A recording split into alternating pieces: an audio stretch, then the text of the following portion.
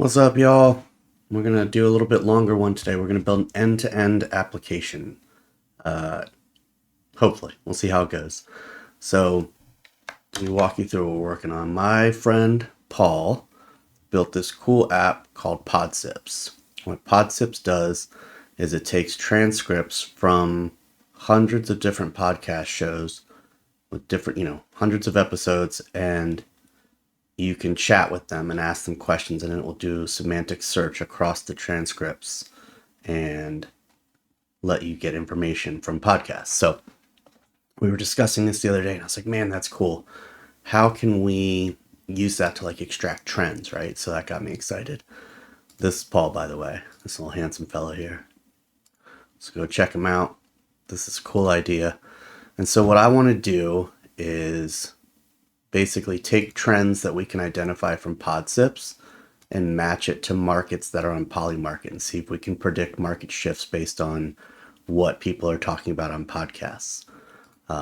So we're going to pull in the podcast data, see if we can identify trends, check that against related markets, see if the market does not reflect the trend that we're seeing yet.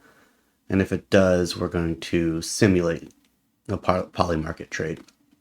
I'm not actually ready to turn this loose on real money. So that's the gist of it.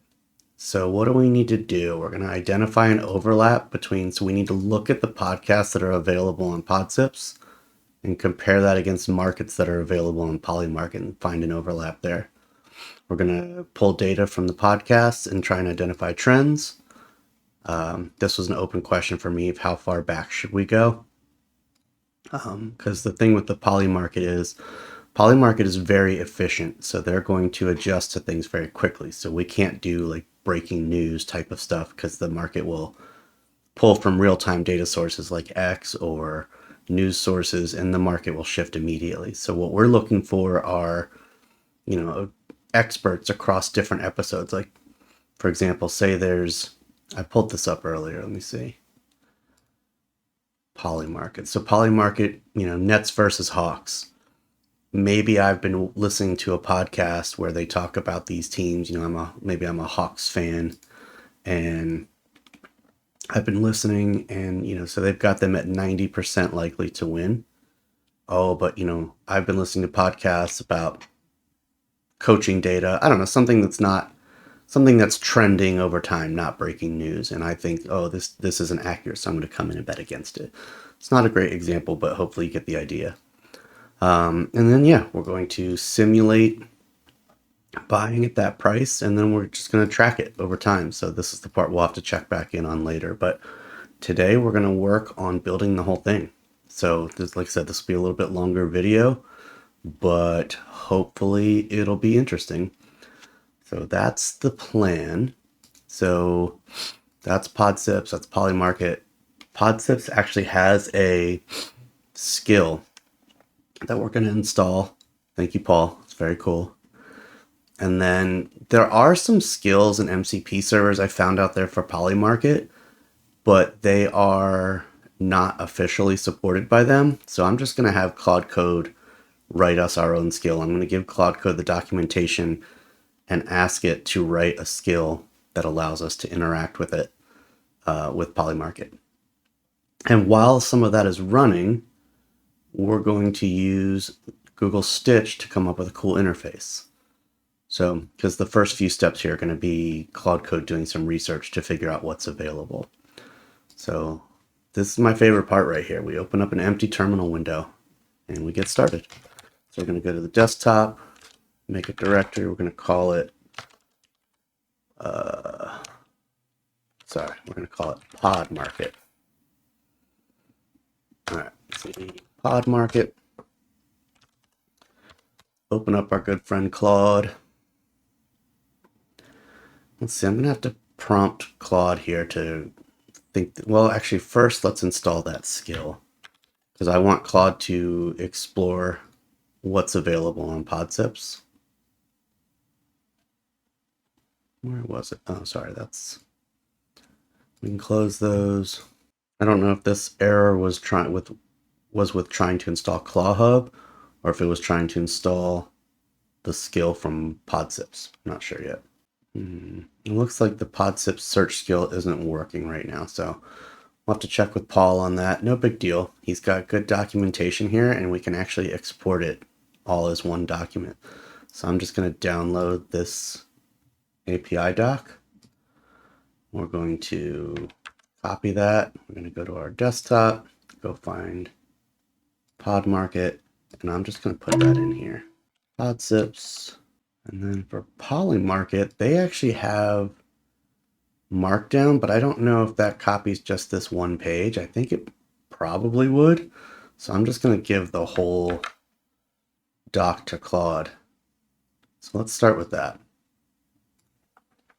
because this is going to probably take a few minutes. And we're going to use Whisperflow to give commands to Claude because it's early in the morning and I don't want to type. Let's see. I want to create a skill that allows us to interact with Polymarket. Take a look at their documentation, take a look at all the endpoints. We're going to be building an application that uses this. So we may need, well, actually it might not be a skill. Hold on. Because the app isn't going to use the skill. That would be if I was having an agent do this, like OpenClaw. I'm just going to do a web app. So maybe we don't need skills at all. Yeah, skills would be if we were doing this agentically, which also could be really interesting. I don't want to overcomplicate things. We're starting with a web app today. All right. Well, then I want to start with the stitch design, I think, because I don't want to try and retroactively incorporate the design. Sorry, guys. I'm having early morning. You guys get to see me work this out real time. So let's see. I've got a web app for identifying trends. This is just a basic description of what we're doing, and I'm going to send that to Stitch, and we're going to see what kind of UI it gives us. I'm trying to think if there's anything I can have Claude doing while we wait. I'm going to ask Claude for its opinion on whether or not I also need a skill. Claude, we're going to be working with an API called PodSips, and PodSips allows us to pull transcripts from podcast episodes that we can search across.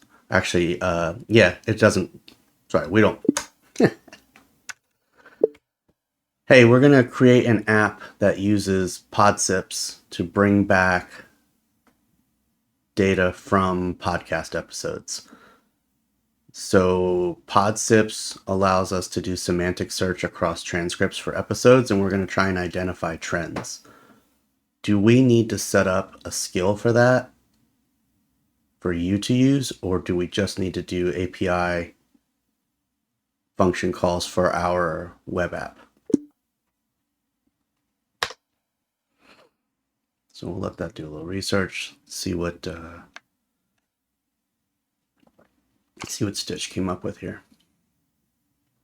Yeah, see, we don't want to upload a transcript. Bad. I don't love that everything is dark. I don't know why AI always tends to go with dark themes for everything. So let's see. We won't be uploading transcripts. We're going to be using an API service that returns the data, so no need for podcast transcript handling in our app. We can remove that. I'd also like to update this to be a light theme. Let's see what Claude's doing. All right. You don't need a skill for this. Okay, so skills are for extending Claude's capabilities. It wouldn't help your app. Okay. But I do want Claude to be able to do some analysis on the markets. So I am going to have you doing analysis on the shows that are available so we can try and find overlaps between the podcast shows that we have access to and Polymarket markets. So does that change your opinion at all? Oh, nice. There we go. That's interesting that Stitch did a second design rather than updating the first. It's kind of nice to have that history there. I mean, honestly, it's kind of boring looking, but like, whatever. We'll go with it. So I'm going to select screens that I want to take with us. And I can export those as, do I want code? I'm going to leave that for a minute. I think I'm just going to give Claude Code the code snippet, but I'm going to wait till it's ready. All right, let's see. That does change things a bit. Okay. Add a skill. I'm going to do it because at some point I'm going to want Claude Code to be able to do, like, be able to have access to this data. All right, let's create a PodSips skill. Change there. Here. So I'm just giving Claude the PodSips API JSON file and I'm gonna have him create a skill for me. And I'm doing this because I want to use Claude Code to do some research. I could also go do the research in Claude Desktop, ChatGPT, Gemini, but if I do it here in the project folder, then if there's any output I want to store, then we're already in the project file and I can just have it saved as a markdown file. So I need to add my PodSips API key. I'm going to do that off screen so that I can keep it without having to rotate it. Bear with me one sec. So we're just going to start a new terminal window just to make sure. I want to test the PodSips skill.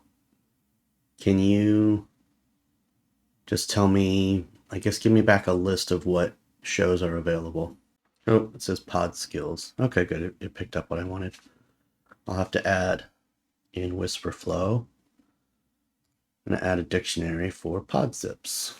Paul, you have officially made it into my WhisperFlow dictionary, buddy. Congratulations. It is set. I did it in quotes. So this time it doesn't have quotes. So give me one sec. And now I'm going to go take a look at this file and see if it's in there. I updated my variable in my ZHRC file. And now we're going to see if it can, it's being blocked by Cloudflare. So Claude Code is finding an issue with my, there's my API key, classic. So I'll have to rotate that. But Claude Code saw that there was an issue with the way the skill was set up, and it's looks like it's trying to fix it right now. This is what's changed a lot about AI coding agents over the last year or so, is it's fixed an issue and it's saying, oh, let me find everywhere else that this is also going to be a problem and go ahead and fix it. And that sort of comprehensive awareness has changed a lot. Before, you would have done everything kind of whack-a-mole style. So we've got 100 podcast shows. So we're going to use the PodSips API data to try and find trends that correspond to Polymarket markets. What's the best way for us to go about that? So this is the interesting question. This is what I wanted to try and figure out. I want to see what Claude Code says. Do we go market first or do we go podcast first? Start with active Polymarket markets, search PodSips for matching discussions, score the overlap. This is more targeted. Podcast first. Scan recent podcast content for emerging themes, then check if there are corresponding Polymarket markets. This could surface opportunities before they're obvious. So I think that's what I want.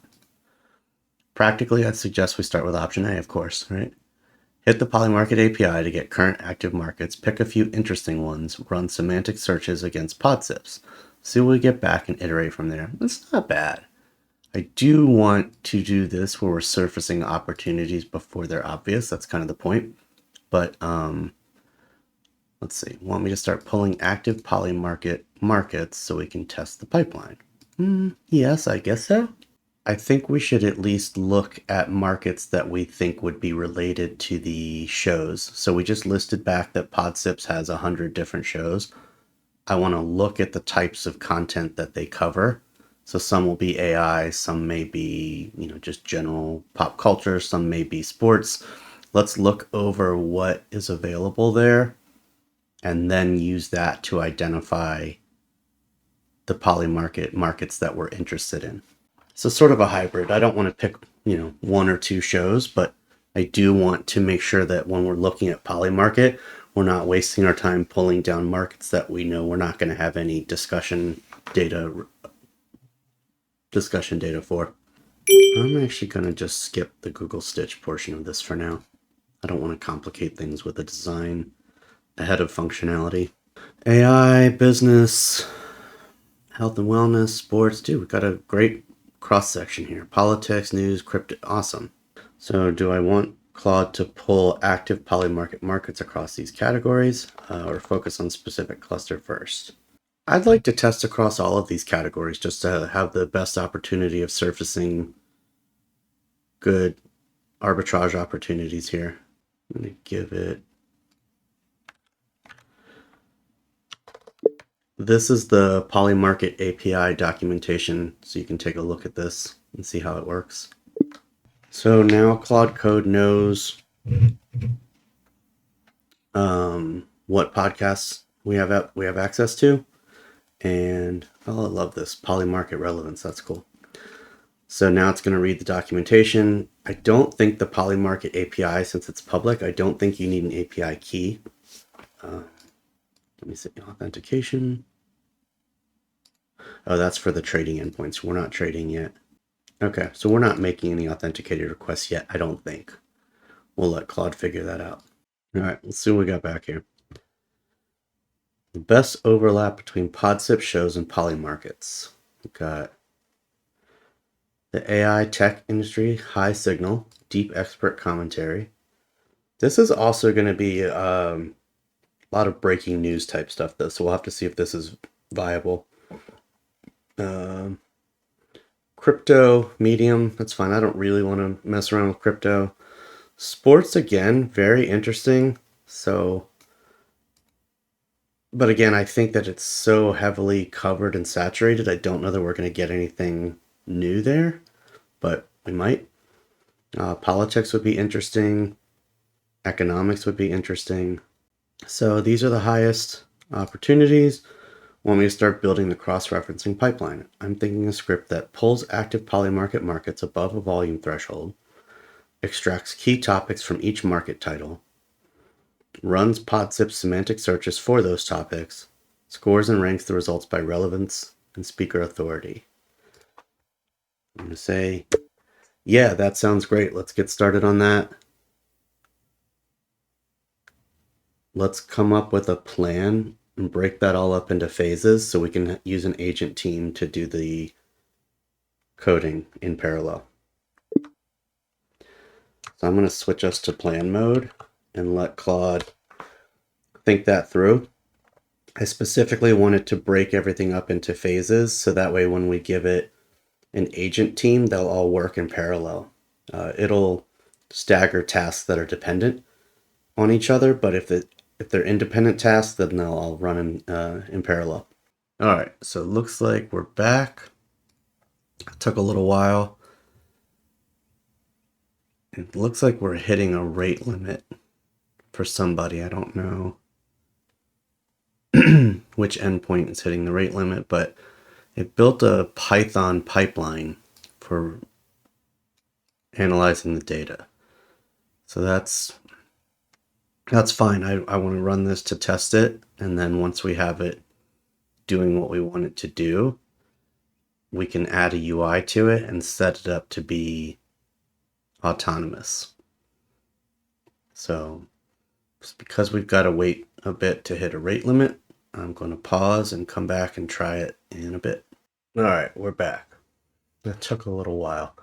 So we had to wait for the rate limit to reset. We're good now. Let's see what we're running. We got 42 raw matches down to 23 unique matches. Okay. 5 strong signals. I ran Hormoz matched with all in. Okay. 16 moderate and 2 weak. All right. So now how would I take the data that we've gotten back and use it to simulate Polymarket purchases? So do we want to do a paper trading simulator? Do we want a backtest engine to replay historical signals against historical prices? That's interesting because then we can map and see if we had been running this in the past, would we have succeeded? I don't know that we're going to get the podcast data to really make that valuable, but it's interesting. How do you want to handle directionality? Automated sentiment analysis on the chunk text or manual? So ultimately for the final test, I'm going to give this application a fake budget of $1,000 and I want to do paper trading using the PodSips signals with the Polymarket markets and just track it over the course of maybe like a week or two and see how it performs. So whatever path forward you think makes the most sense for that use case, that's what I'd like to do. We're also going to need to put a UI on this so I can open it up and see a dashboard of performance. I'd like to use Google Stitch for that. I think we have a Google Stitch skill enabled. So I'd like to use Stitch for the UI. And yeah, you can make recommendations for the rest of it. I'm reading through the strategy here. It's going to buy for strong moderate signals with a score over 50. Direction: buy yes if notable podcasters are actively discussing a topic. It's more likely to happen than current prices reflect. Skip yes. Oh, skip if yes, price is already greater than 85 cents, already priced in, or less than 5 cents, too speculative. Okay. Run one position per market, max 20 open positions. That's cool. And it's going to exit when the market resolves, meaning that the situation, like whichever thing we were betting on, has happened, or if the price drops 50% as a way to prevent loss. Okay. It's going to make a SQLite database to track everything. That's great. All right, so it's got two agents running in the background right now to build the SQLite store and the trading engine. So once this is done, we'll see what it does for if it remembers to run the Stitch skill and use Google Stitch to do a UI. This video is a little bit longer, probably kind of boring. Maybe watch it at 1.5 times speed, but I just wanted to show end to end when I take something from an idea all the way through to the first prototype, the MVP. This is what the workflow looks like. Probably an hour and a half into this or so. So hopefully maybe by the 2-hour mark, I'll have a working app. And, again, not the most exciting process all the time, but pretty crazy to go from concept to functional MVP in about 2 hours. I won't know if it actually works for another couple of weeks because I'm going to let it run and monitor the data, but it's just for fun anyways. I don't expect to become a Polymarket tycoon. I just wanted to have some fun, and this is the type of stuff I like coding up. I like to see if we can grab data from here and use it for our advantage over there, or can we find arbitrage opportunities where can I scrape online stores and find prices that are lower than expected in one place and then find what they're selling for on eBay and capitalize on that. So I just love finding ways to use this data and agency to go out and find interesting opportunities to experiment with.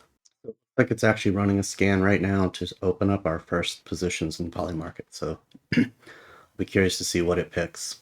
You can kind of follow the logic here. It found 43 matches and no trades. It's saying all the prices are likely above 85 cents or below 5 cents. So they're either too speculative or they've already been priced in, meaning like we don't have any sort of like data advantage. Most prices are near 0 or 1. The problem is that these multi-market events have many submarkets, and we're just grabbing the first yes price, which is often the most extreme. For multi-outcome events, we need to pick the most tradable outcome, closest to 50-50. So that's awesome. So it's adjusting its logic right now. This is one of my favorite parts about working with coding agents is it looks at what we've come up with so far, and rather than just coming back and saying, yep, this is what I found. I bought 43 non-intelligent positions. Let's see how they do. It looks at it and says, yeah, this doesn't make sense, and then go back and update its own logic until it tweaks it and gets the result that we're looking for, right? So now much better. Now we're picking the most tradable outcomes. Republican nominee at 49 cents, Champions League at 25.5 cents. Cool. So now it's running the scan again. First trade open, bought Republican presidential nominee 2028 at 49 cents based on a moderate signal from the Megyn Kelly show. 402 errors on some searchers, likely a PodSips plan limit, but we still got 17 matches. So I think we're hitting the PodSips rate limit because of the amount of testing that's happening, and we keep making a bunch of requests. So my thinking is when we run this once a day, I assume once a day is probably enough because we're not going to get podcast episodes faster than that. Then yeah, we shouldn't be running into any rate limits. All right, so I see it's, excuse me. I see it's using the Stitch, looks like the Stitch MCP server. Uh-oh, we hit the payment required. That's all right, I don't mind paying. Let me see if that's daily or if that's, 60 requests per hour. So I think we've just gone too much for 1 hour. So that's all right. We will hold off on that. And then, like I said, if we get this working, I don't mind supporting my man at $5 a month. I'm curious about this BTW. I haven't seen this yet. Use BTW to ask a quick side question without interrupting Claude's current work. By the way, tell me a joke about why did the podcast go to therapy? Because it had too many unresolved episodes. All right, that's funny. Press space, enter, or escape to dismiss. Cool. That's nice. Run like a little side quest there. Little BTW side quest. There's a preview of what it's building, which is pretty much looks like what we mocked up earlier. So, and you can see it actually downloads the HTML for it, the CSS, and so it'll build it using the styles given to it by Stitch. I now have a Stitch design and code. Let me adapt it to be a live dashboard that fetches data from the API server. I'll make it a single self-contained HTML file that pulls the API/all endpoint. FinTech dashboard, sidebar nav, stat cards, open. Cool. This is the Claude Code's actually checking our interface right now. API server is running in the background. When you're done, stop it with Control-C or kill it, okay? Dashboard should now be open in your browser, connected to the live API. It shows our portfolio value, our cash remaining with the invested, 1 open position, 2 snapshots, and 1 trade. It's going to auto refresh every 30 seconds to update prices from this is for a command for me to update prices from Polymarket runs. So I'm going to have it automate all of this to scan for more trading signals, run this. So it's got all of the commands it's going to need, and we're just going to set up probably a cron job that's going to run once a day and keep all of this updated on its own, but still pretty interesting. So let's see. I don't understand this position though. Republican presidential nominee. Like, they'll definitely have a nominee. Like, what are we betting on there? I'd like to be able to click into this and see that market. When I'm looking at the dashboard and I see my open positions, I'd like to be able to click on them and be taken to the Polymarket page where I can see that position. All right, so it made it linkable or made it clickable by building the link, but the link it built didn't work. So I'm just going to send this to Claude Code and let it know this is what I wound up on. The link that got built took me to a page that says that market doesn't exist. All right, so what it's going to have to do is store these event slugs, and then that's going to have to be fetched as part of the pipeline, it says. It was trying to use the market ID, but that's not how the URLs are constructed. All right, so I'm going to tweak this some, mess around with it, but the gist is here, and I will check back in and let you know what updates I've made. I'm going to make it run automatically. I was thinking once a day. Now I'm thinking maybe once an hour. That way, if prices are changing, we don't lose a day before the stop loss runs. So I'm thinking every hour or so. But yeah, this is just an experiment. We'll have some fun with it and we'll see how it goes. So if you stuck with me this long, thanks so much. I appreciate it. And I'll have some updates for you coming soon.